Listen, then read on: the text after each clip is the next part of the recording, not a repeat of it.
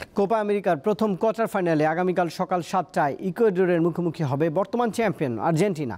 অপেক্ষাকৃত দুর্বল প্রতিপক্ষ আর গ্রুপ পর্বের দুর্দান্ত পারফরমেন্স, এই দুই মিলিয়ে এই ম্যাচে ফেভারিট লিওনেল মেসির দল। তবে ম্যাচে মেসির মাঠে নামা নিয়ে শঙ্কা রয়েছে।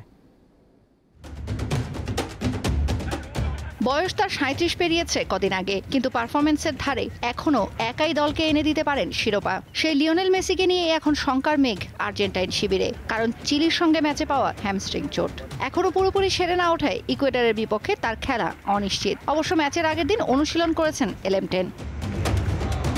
গ্রুপ পর্বের ৩ ম্যাচে আলবিসেলেস্তেদের জয়ের পেছনে সবচেয়ে বড় অবদান অবশ্য ইন্টার মিলান তারকা লাউতারো মার্টিনেজের। ৩ ম্যাচের প্রতিটিতে জালের ঠিকানা খুঁজে পাওয়ার পাশাপাশি তার গোল সংখ্যা ৪। তাই শেষ আটে মেসি খেলুক বা না খেলুক, মার্টিনেজের পায়ের দিকে নিঃসন্দেহে তাকিয়ে থাকবে লিওনেল স্ক্যালোনির শিষ্যরা।